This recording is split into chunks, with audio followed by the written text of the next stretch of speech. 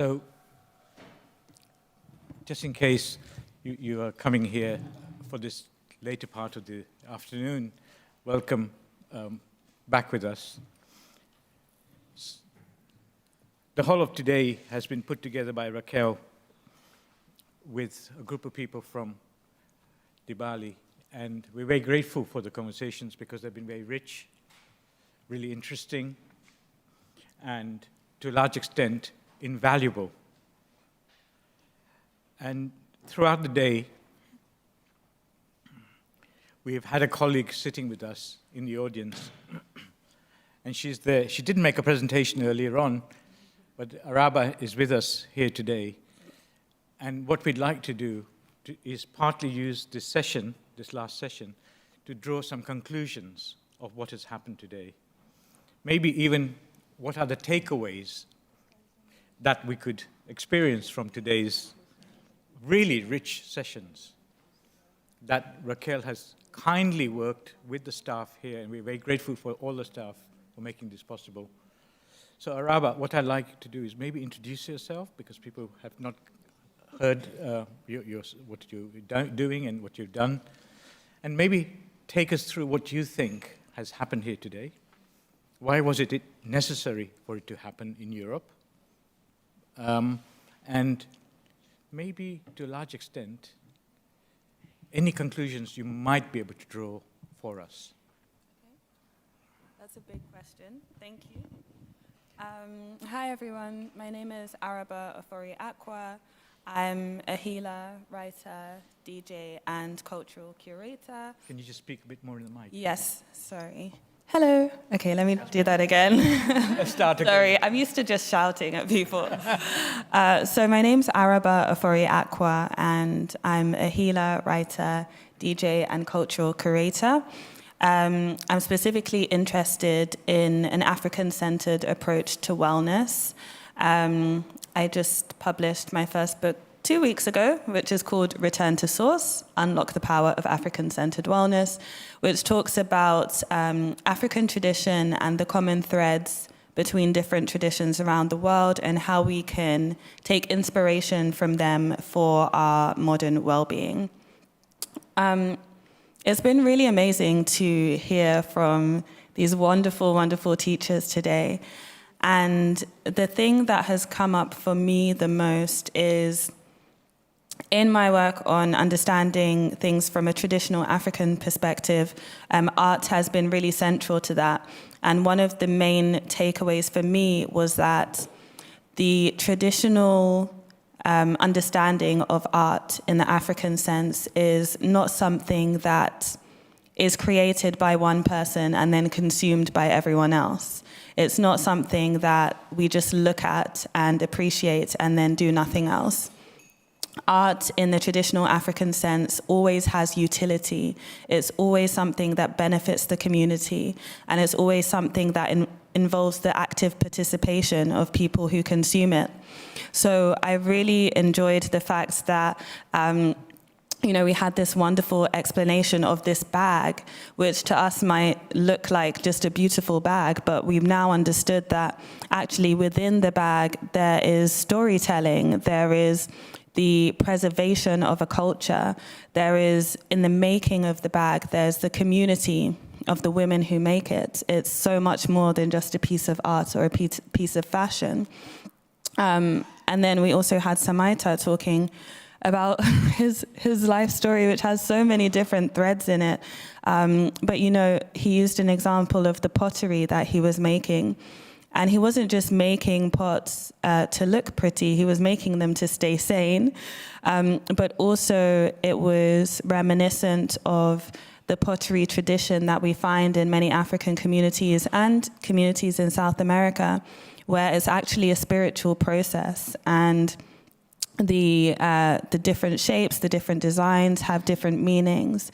So for me, the key takeaway from today is understanding art not as something to be created and consumed, but as something that has the power to create change in communities, and that is a spiritual process. I think that's something that we can take away from all of the speakers and from Raquel herself as well. I hope that answers the question. Thank you. This is beautiful. Thank you so much. You're writing some stuff down, I see. Always. Do you want to? I think we should, because you had a question, and it's about a color, and I always like questions about colors, and it's about the color blue. Yes. Why? There was. Just make sure. It works. It's working? Yeah, it works. All right, thank you. So, if we can have that slide, possibly, so I can just run through something. Sorry, it's not a brilliant image, but it's an important image in the history of art. This is in the Vermeer exhibition, which I managed to go and see with two or three of the people who are around this table. And this is an image of a maiden, who is wearing a blue cloth. And two of the speakers today are also wearing an article on their bodies which is blue. Now, it's a coincidence to think of three things in one place resolving themselves, or four actually, more than three people. So, now, at the time of Vermeer, blue was a color to do with money. It was to do with the fact that any painting which had more than 20% of its surface covered in blue was very expensive. It was to do with its relationship to extraction in terms of blue was also color used by painters who had access to blue. Access to blue was seen as access to the heavens. Yeah, it was virginal, and therefore blue was thought of as heaven or heavenly. And I know when I looked at two of our speakers, key speakers, they've got blue on, and Raquel has got blue on. Now, it's not a coincidence. It's about the history of a color that actually, and you also have the same blue on, I see now, when I look at you. All of a sudden. Now, it's just an idea about the long history of blue in Western art history. Blue was something which was sought after because it was so rare. The Afghan wars, which have waged for years and hundreds of years, was about, let's say, extraction, including lapis lazuli, which produced blue. Indigo, as a color of Africa and of Asia and of Latin America, is steeped in the history of its folklore. Mourning and crying is associated, the salt of tears are associated with blue, the indigo. Here we have a painting, a key metaphor of a lowly person wearing blue, a maiden. Now, I wanted to work out, how does blue still become and refers to your practice? What is it about it that evolves both as a spiritual form, but also a place of aesthetics? And this is for all of the people around the table. Okay. Okay, you're going to be sick of hearing my voice after not hearing me all day. I think it's really interesting what you're saying about the blue in the painting, or what its meaning was at that time. That's something I hadn't thought about before. But blue is also related to abundance in my tradition, because for me, the wearing of blue is because my guardian spirits, which Samaita mentioned earlier, are water spirits. So the colors of the water spirits are blue and white. And in African folklore and in some South American and Caribbean folklore, you may have heard of Mame Water, or a mother water archetype similar to that. And again, she represents abundance, and these are her colors. So for me, the color blue also represents abundance, but that's because of its connection to Mame Water and the water spirits. And then you can add about the head. Okay. Thank you.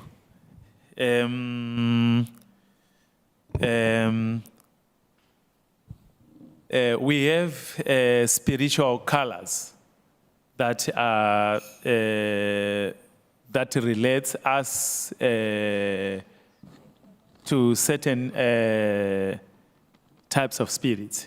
We have got ancestral spirits and guardian spirits who are like our guidance, that the spirits that guide us to our day-to-day lives. So when we are talking of color, blue is associated with very powerful spirits. The spirits that interfere our life, the spirits that are good in life preserving. So in my tradition, from where I came from, blue color is associated with the universal power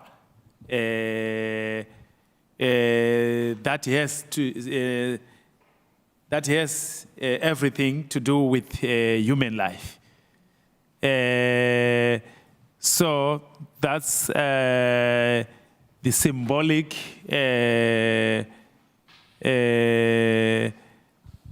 energy that we have, that we associate blue with. So when we are talking of blue, we are talking of a very strong color that even the ancestors recommend when it comes to the universal power, the universal energy, the energy that everybody is associated to. It's very important. Yeah. Raquel?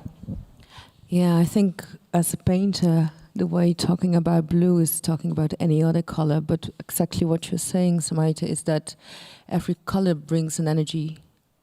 And we've been talking also about a lot of colors when we were in Guajira, and according to you guys, it was purple, what was it, green for me, something like that.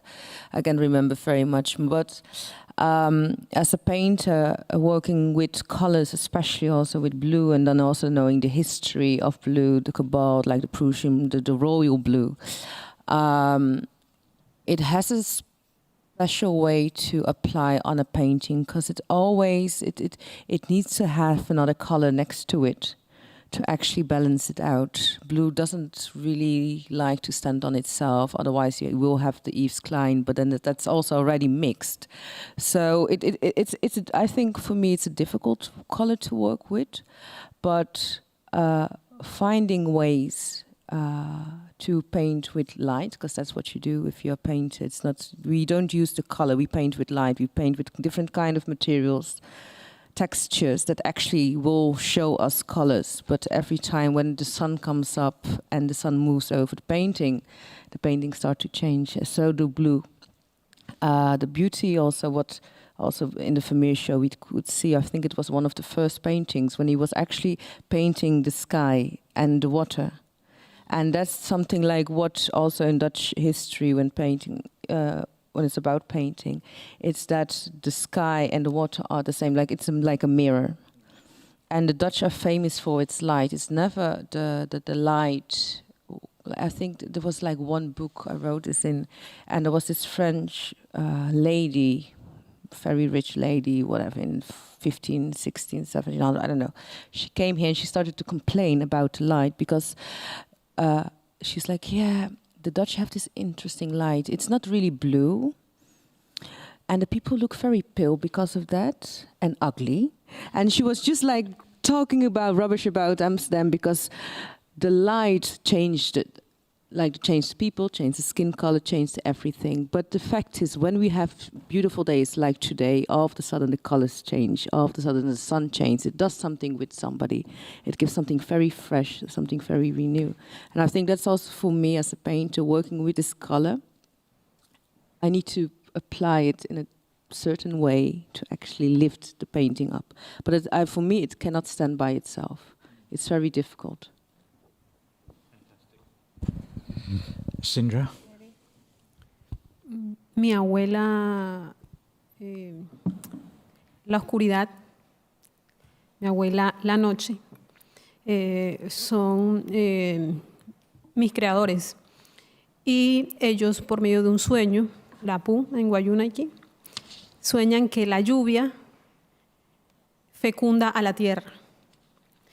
Y el color azul es el símbolo o el color que representa Huyá. Huyá es lluvia. La lluvia fecunda la tierra y nacen los primeros seres o los de la tercera y cuarta generación que vienen siendo los animales y la cuarta venimos siendo nosotros. Okay. She's talking about the grandmother that she had a dream. And this dream, this dream was about the creation. So she tried to explain us how the creation was and how it's related with blue color. So she was explaining about this figure about Uya, that means rain. And in this dream, her grandmother told her how the rain made the earth grow, and also the animals that later were the clans that they have actually. Por ende, para nosotros significa creación, no solamente creación respecto a la Tierra o respecto a todo el universo, sino creación en nosotros mismos, en nuestro interior. Creamos nuestros pensamientos, creamos nuestras emociones, creamos otro ser vivo. Huyá es nuestra figura masculina, nuestra mayor figura masculina. Y para nosotros significa creación, representa el primer ciclo de la creación. Y los otros dos colores que son importantes, bueno, el verde, que es el del segundo ciclo de la creación, naturaleza, y el otro que es el rojo. No sé si me ve mi cara, rojo. Estos dos colores son muy importantes. Y el rojo significa sangre. Es nuestra sangre, es pasión, es la continuidad de nuestra casta. So the meaning of the blue in her community is because Uya represents something really special for them. So it represents not just the creativity and talking about the creation. It represents the creativity for them, the way they create a new way of thinking, and also represent this male figure in their lives.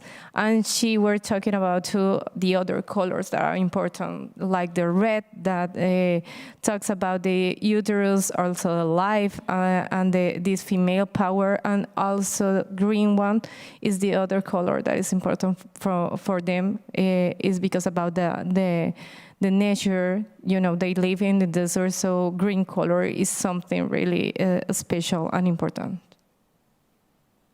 El rojo también para nosotros significa, es donde guardamos las cosas sagradas. Nosotros tenemos varios objetos espirituales muy sagrados para la cultura Wayuu y se guardan en forritos rojos. Esos son pasados de generación en generación, eso se llaman lanía. Es un objeto espiritual. So she is explaining about the red color and how important it is for them. And this idea of having this red color of them is because they think about the red color is associated with something sacred, the female figure. So she's explaining that they have sacred objects that they used to storage in red blankets and give it to the other generation and keep it for a long time. Would you like to add something for yourself? If you want to, I'm okay with this. I'm from the Caribbean, so I've been living into the blue my whole life. So for me, blue represents this idea that how is in the earth is in the heaven. So the indigenous community that has been really close to me, more the Sierra Nevada and Aruacos, the creation comes from the sea. And if you checked all this idea about in science, is almost the same. You know that everything comes from the sea.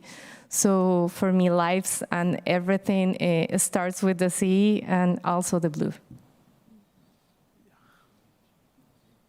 Yeah, what I actually find interesting is when not talking about blue, but talking about the red, and especially like the bloodline, because that's so important also to have this line from mother to daughter. And that's such a powerful color. What you're saying, it's a color that actually shows passion, it shows strength. And not only there, but I think also when we talk about the reds as well, there's something so beautiful about it. Like when I'm painting, my first colors to put on the canvas is actually all the colors with red in it, because it shows the skin. I have to build the skin first before I actually will apply anything else. So the red is strong, it has something. And I think that's like we're talking still about those complementary colors. Like there's also another color that really needs to be added, right? But now talking about the red and the blue, they balance each other out. So what you're saying, like, life comes from water, right? But we also need the red, the earth. So so you have a lot of things connecting to these kind of colors that are very, very simple. Exactly. It's a simple fact, it's life itself, right? To add on that, there is nothing in this world that we call coincidence. Coincidence is not logical. Coincidence of having us together today was already set. It's only the day for us to be together. That it was the day that we are here, we gathered to here to be together and do what we are doing right now. So it's not coincidence that we have met today and we are together today. So when we are talking of colors, let me add or else emphasize more on blue.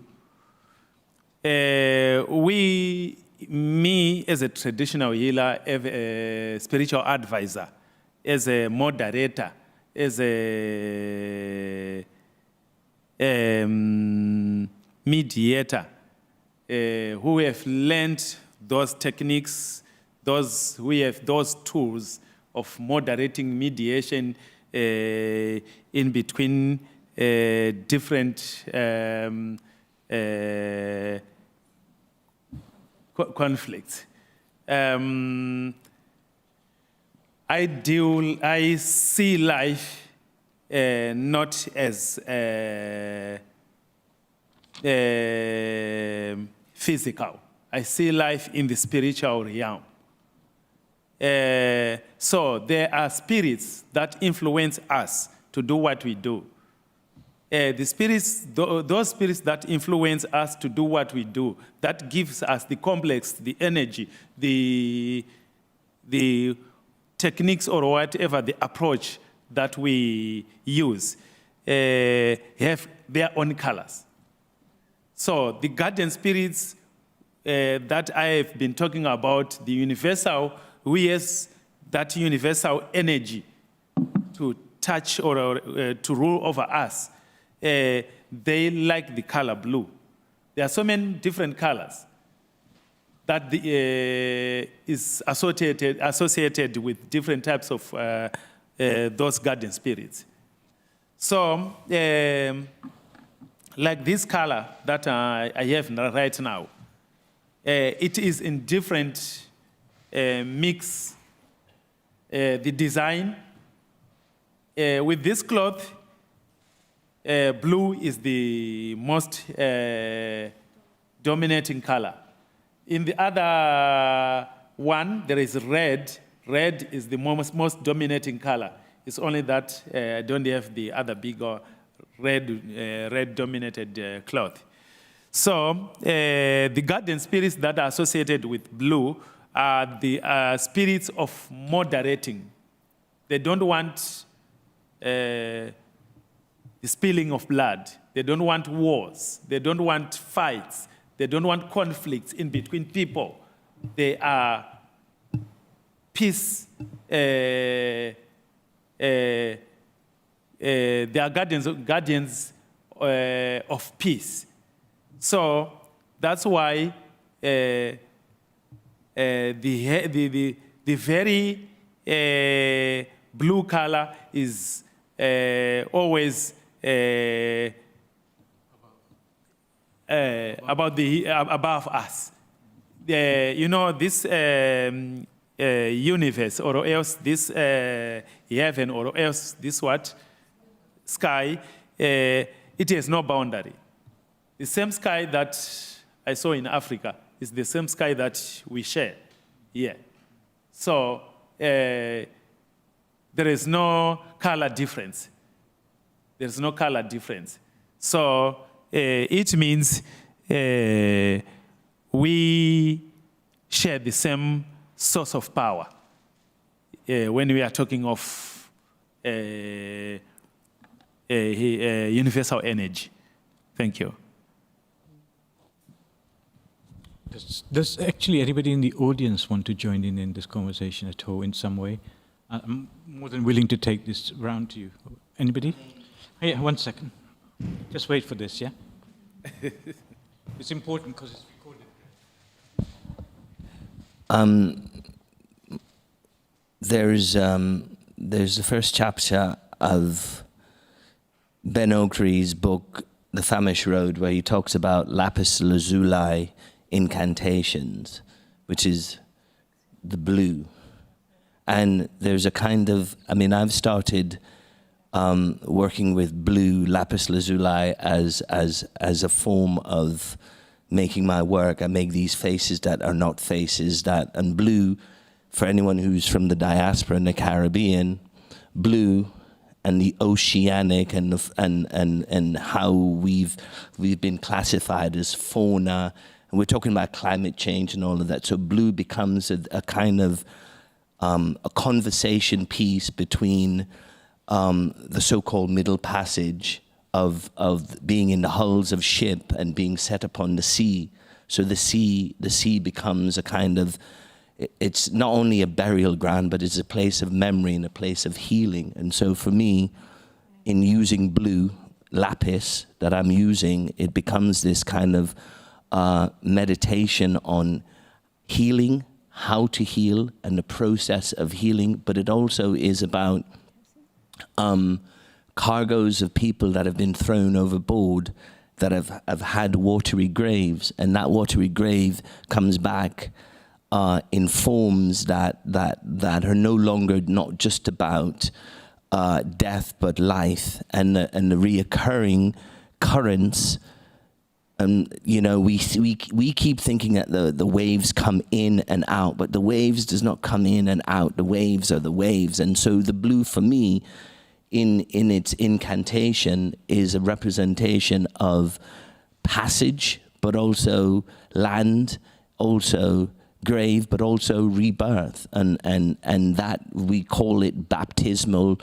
And there's a common thread that we all, that's up there, that's happening, where the storytelling, we tell stories of the sea and the sea tells stories of us. And so for me, that ocean, that blue, is that complete, utter spatial narration that we all can participate in a topographical and mapping the world inside out sort of way.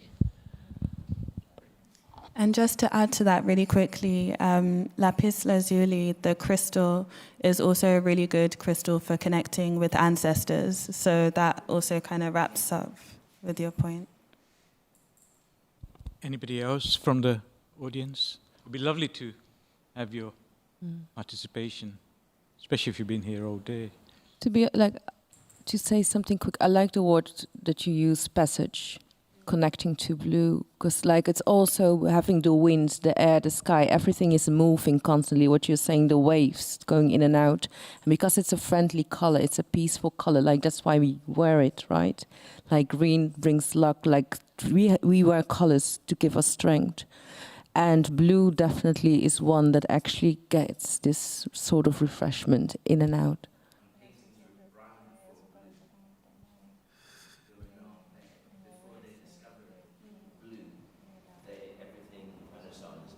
Mm-hmm. Just drab, black. And so blue brought it as kind of Yeah, excavation. but that's the whole passage again. Yeah, and it's really from like extruding it from the ground. Like you needed to have like real labor to get it there, and that's why it's so royal. Yeah.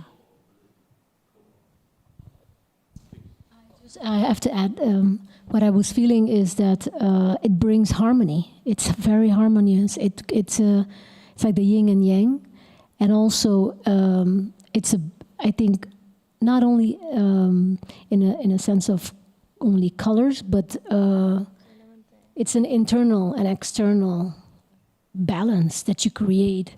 Why I'm saying that right now, because I'm working on an installation, and without even thinking about the colors that were supposed to be created for the piece, it has 3 layers, and the last layer, or actually the first layer to call it, is the basis of the installation. And now that you're explaining this part, because it's that crossroads, it's that passage, and it makes sense, and that's the meaning of it too. It's the essence. It's where it's coming from and where it's going. It's that movement that it's even like a boat or even a hammock, you know. So it's like he said before, everything connects. So I never really thought those 2 colors, the red and the blue, signifies that. So yes. Thank you. Thank you so much. Is there anybody else before we're going to have to close up shop soon, but your last chance? Mm-hmm. Sure, 1 second. Yeah, for me, the color blue is also what you said before, that the indigenous in the mountains, they say like that the sea is where creation comes from, and we are really how many % of water? So we are really like blue in us already, like in a poetic way. So.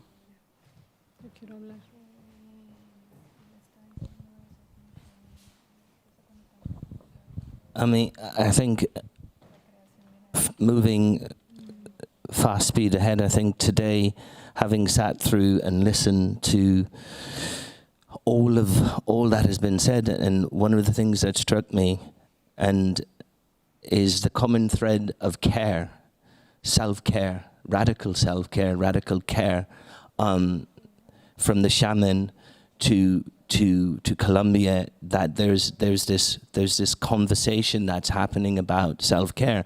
In the West, we talk about the curator, the curator who's supposed to be about care, and that has been lost, and that has been completely broken. And what is interesting about, and I'm going to try to attempt to connect the dots, is that the shaman, or that word that has been so maligned with demonic behavior, the shaman in the art center is there for the artist to be able to be protected and cared for, so that he or she can produce something that goes out into the world, that vulnerability. Because as artists, we are vulnerable, we are susceptible to the whims of nature, to the whims of our own mental health.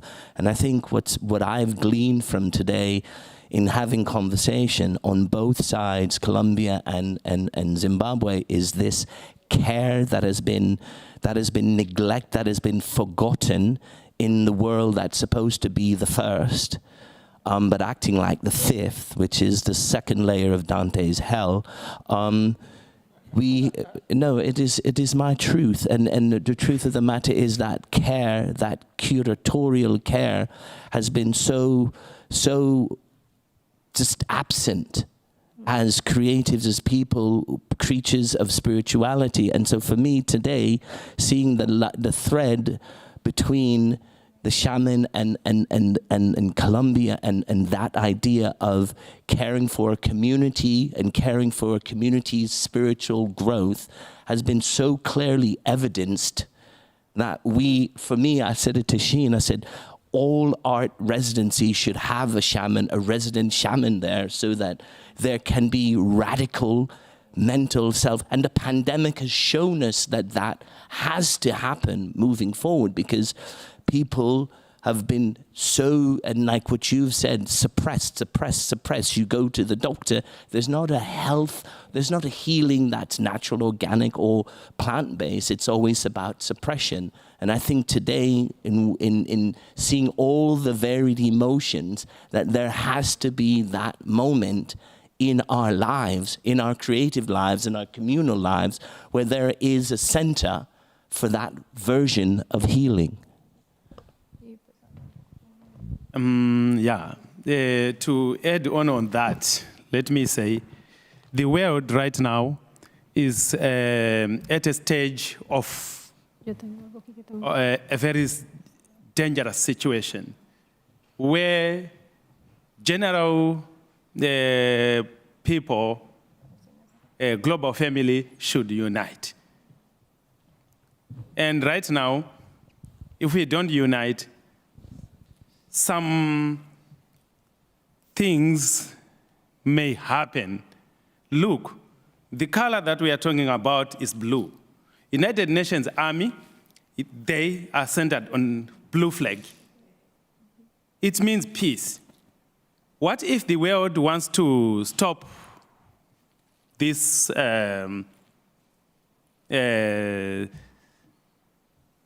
those psychopaths who thinks fighting is a solution, and then we all blue flag the world, then to stop what is happening? It's now up to us as the world to decide, because if it explodes, if it is escalate, as they are saying in the news, it will affect us, general people who can't run away, who can't help themselves. So blue as a color, those who designed it to be used with the United Nations were not blind. They were good people who choose the color, the best color, with a symbolic color on that particular, for that particular job. So it signifies a lot. So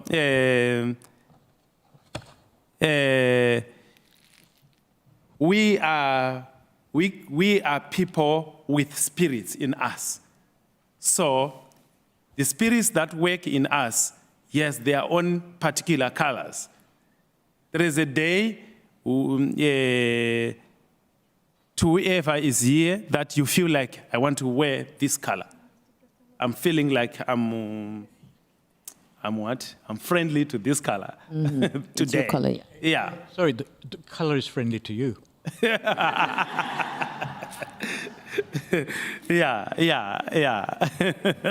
Yeah. So colors are very important.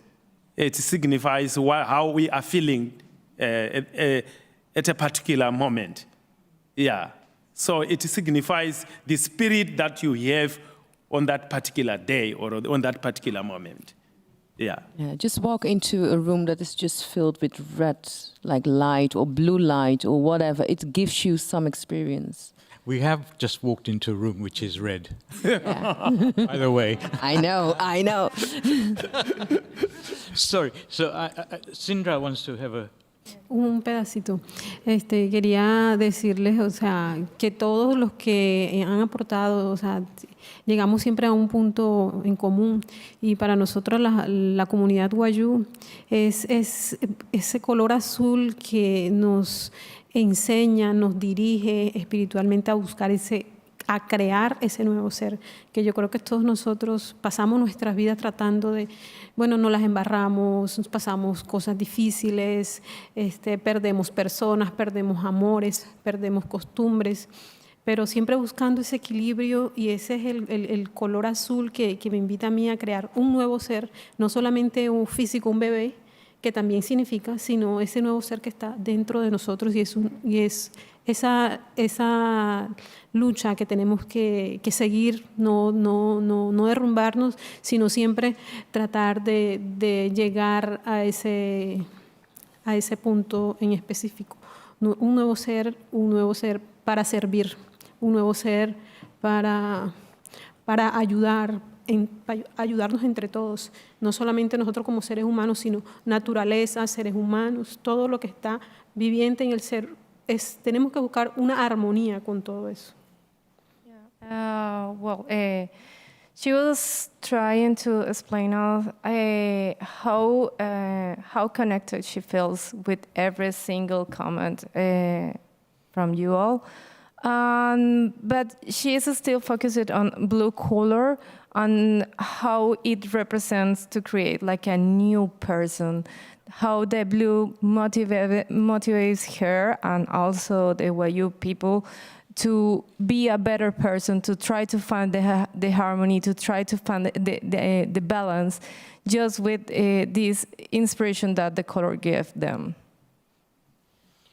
All right, so I just want to start sort of bringing things to an end.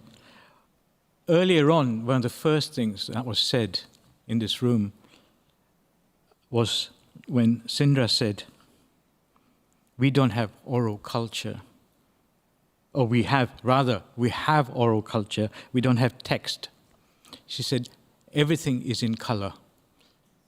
When I actually heard that, I didn't hear it as oral culture, I heard it as aura culture, A-U-R-A. And then I made a note to say aura culture, a culture devoted to the notion of the aura, is something which I think we've been discussing in the last sort of 15, 20 minutes. Because to a large extent, as the art historian and philosopher Walter Benjamin said, in the sort of edge of mechanical reproduction, there's a loss of the aura. And here we are, having contemplated for nearly 20, 25 minutes, 30 minutes on one particular color. Artists mediate on colors throughout their whole lives. Derek Jarman made his last film on the color blue, only on the color blue. Yves Klein only made paintings in one color, the color blue, and it's known as the Yves Klein International Blue. Now, it's beyond just the idea of the color and the aura. What has also happened here today is that we have been discussing quite difficult questions for the West, where we live in the Northern Hemisphere. We don't normally discuss spirits. The only spirit is the one which is sold in a bottle. All right? We don't necessarily even talk about shamans. Yeah? You're more likely to come across she-man than shaman at the particular crossroads. We don't talk about life and water in any way which is positive. We never think about, for instance, the notion of bush culture. We only talk about urban culture. I also misheard guardian spirits last night as garden spirits. Now, I wasn't even drinking, all right? But I like all these mishearings I've been having, because mishearing to a certain extent is also about the moment of translation when you misheard or you misconstrued and you actually came upon a different idea. So what might have happened here today as a conclusion is that we might have misheard a lot At the same time, we heard a new form of knowledge by mishearing what we don't normally hear. Now, what I want to take away with is the idea of the big Caribbean. Because our lives in the West has been devoted to the Atlantic Ocean. We are all construed by this Atlantic Ocean. All sociology, all, even art to a large extent, has been about the Atlantic Ocean. I quite like the idea of the big Caribbean. It specifies something different. It specifies something which I hadn't thought through in that way, in that corner of that world, which has so much going on between land, water, and island ecologies. But I also liked the ideas that certain things in art practice or thinking can eliminate laziness, which was talked to us about Sindra. Samaita also said, we don't own anything. I like those ideas. Araba said, art has a potential to create change. These are such spectacular notions which can, in the long run, help us overcome what I earlier had called a polycrisis. When we've got so much being thrown in our direction, we even don't know how to deal with our own breath. We can't breathe. So with that, I would like to thank you for making incredibly difficult questions and difficult conversations possible. Without you, it would not have been possible. And we are so much richer for that. And thank you, Raquel, thank you, Balie, for bringing it forth. And the Mondrian Fonds.